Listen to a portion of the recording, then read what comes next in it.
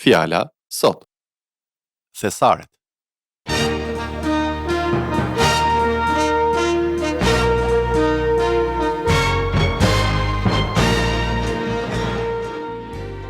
Përshëndetje dhe mirë se vini në këtë seri programesh nga pastorët Paul dhe Doug Shred, nga shërbesa Fjala sot.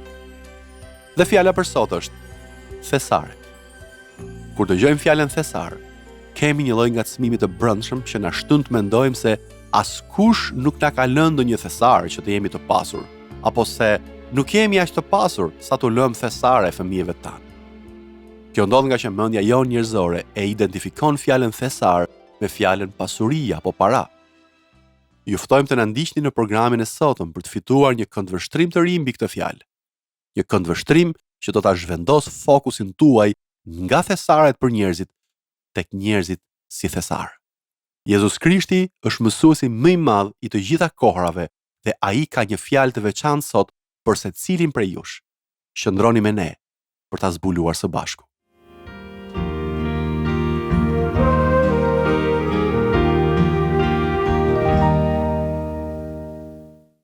Sot do të flasim për një nga shëmbulltyrat e Krishtit. Është ndoshta një nga shëmbulltyrat më të vështira. Në fakt, do të thoja se është një nga më të vështirat për shkak se mund të keq kuptohet lehtësisht. Do të shohim Ungjillin e Lukës, kapitulli 16. Kjo është quajtur shëmbulltyra e shërbëtorit të padrejtë. Nëse nuk keni një Bibël në këtë moment, do t'ju bëj një analizë të shkurtër të kësaj shëmbulltyre.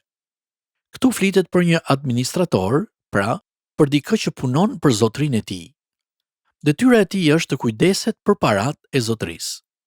Ai është i ngarkuar të merret me llogaritë, të regjistrojë ata që i marrin hua zotrisë së tij, kur duhet i kthejnë paratë dhe sa duhet të kthejnë e kështu me radhë.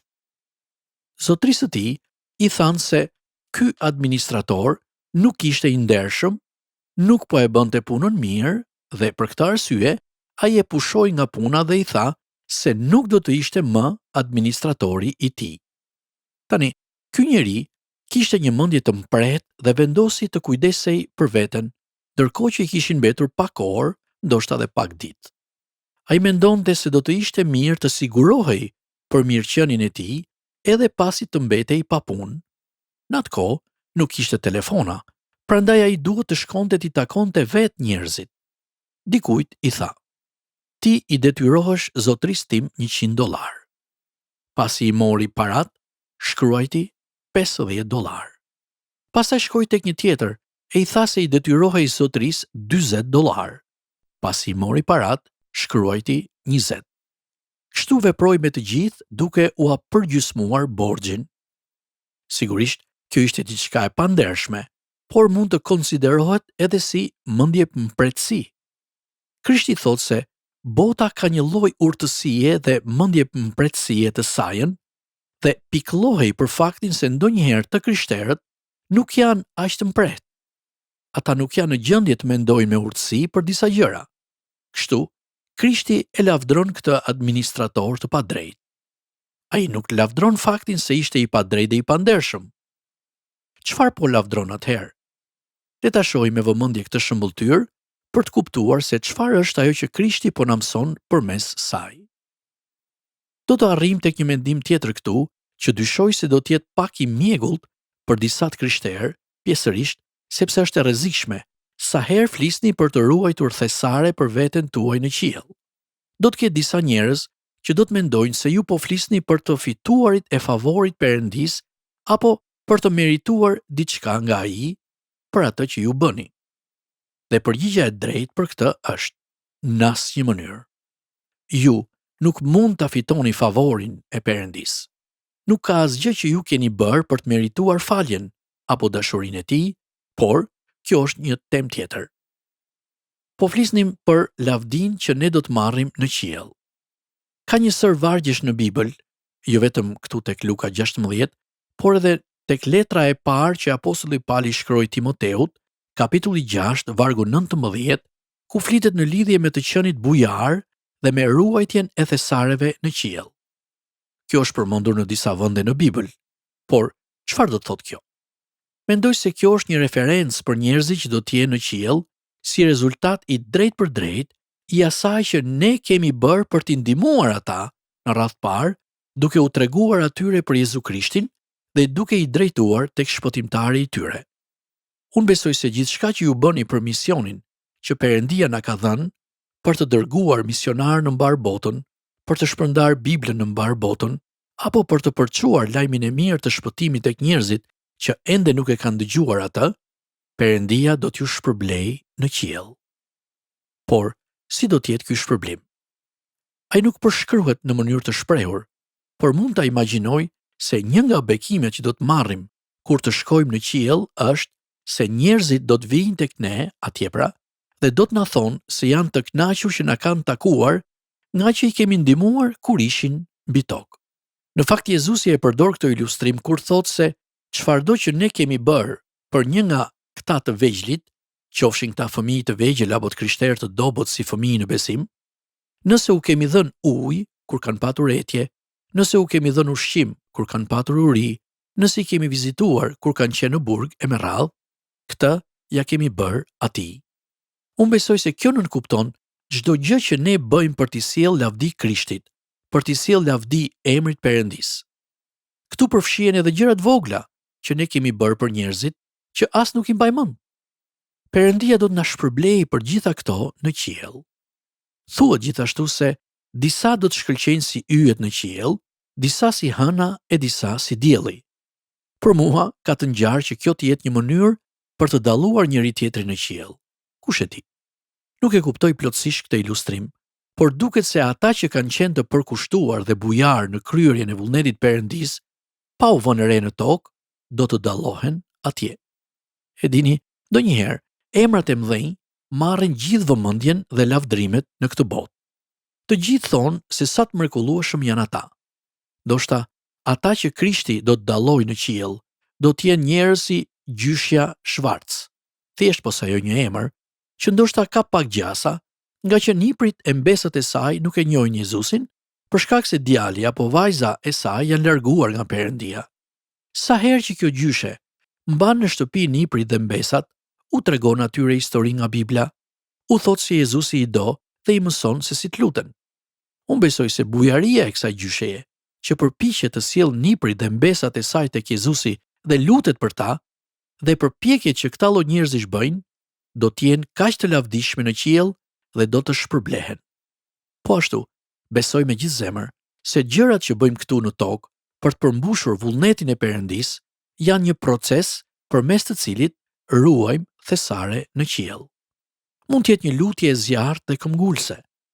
Shpesh kam vizituar njerëz të moshuar që thonë se nuk e dinë se pse janë ende këtu në tokë dhe pse Perëndia i mban ende gjallë. Shumë prej tyre janë afër të 90-tave, apo dhe më të moshuar, dhe janë plotësisht gati të jenë me Perëndin.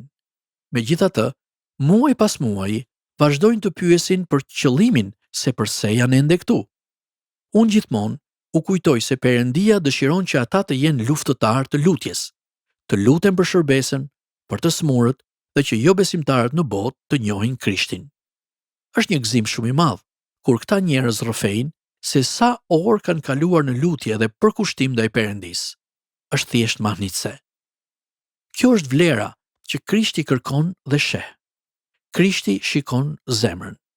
Ai sheh në mbretësinë tonë. Bota shumë e zënë duke parë pamjen e jashtme, duke parë se çfarë makine keni, çfarë vlere ka shtëpia juaj e tjera si këto. Mendoj se edhe tani që ne po përcjellim këtë mesazh, ka njerëz që po thonë: "O, mos më thuaj që pastori do të flas përsëri për parat." Por e vërteta është që Krishti ka folur shumë për parat. Në fakt, këtë mund ta lexoni në Bibël. Sa herë flitet për lutjen në Dhjetën e Re? E keni idenë? Lutja është një temë e jashtëzakonshme dhe Krishti ka shumë për të thënë në lidhje me të. Në Dhjetën e Re flitet më shumë se 500 herë për lutjen. Le të marrim fjalën besim, që sigurisht është një temë tejmase e rëndësishme. Besimi përmendet pothuajse aq herë sa dhe lutja, mbi 500 herë në Dhjetën e Re, sepse është diçka e rëndësishme që duhet ta mësojmë dhe ta kuptojmë.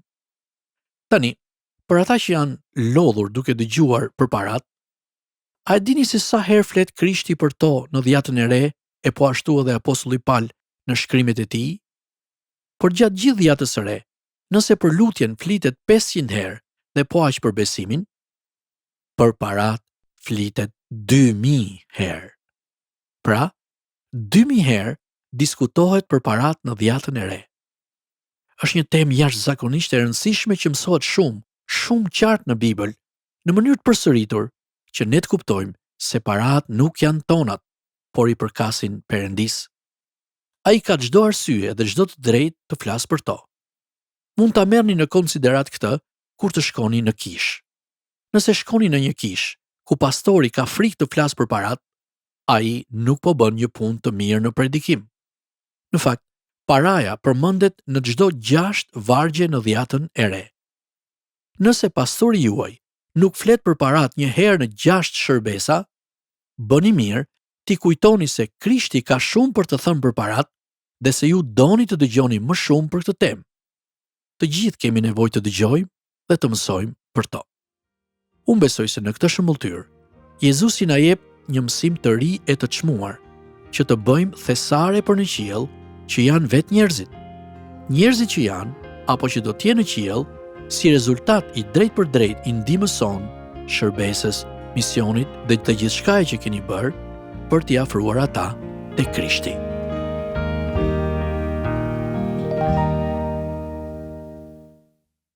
Ndonjëherë na duket sikur shëmbulltyrat e Jezusit në Bibël janë të vështira për të kuptuar. Në fakt, ato kanë në thelb të vërteta të thjeshta që nëse i marrim në zemrën tonë, do të kemi jo vetëm urtësi biblike për çështjet e jetës dhe të besimit, por dhe paqen dhe gëzimin e Zotit. Ne shpresojmë dhe lutemi që mësimi i sotëm t'ju ketë sjell një kuptim të ri për pasurinë e vërtetë, që siç e tham, janë njerëzit që do të takojmë në qiell, që janë atje si rezultat i drejt për drejt i përkushtimit tonë ndaj Perëndisë dhe thirrjes së Tij për jetën tonë. Nëse keni pyetje për këtë temë apo doni të mësoni më shumë për Jezusin, na shkruani në adresën tonë postare TWR Albania, kutia postare 130 Tiranë, ose në adresën e emailit twralbania@gmail.com. Këtë program mund ta dëgjoni në YouTube në kanalin TWR Albania, playlista Fjala Sot.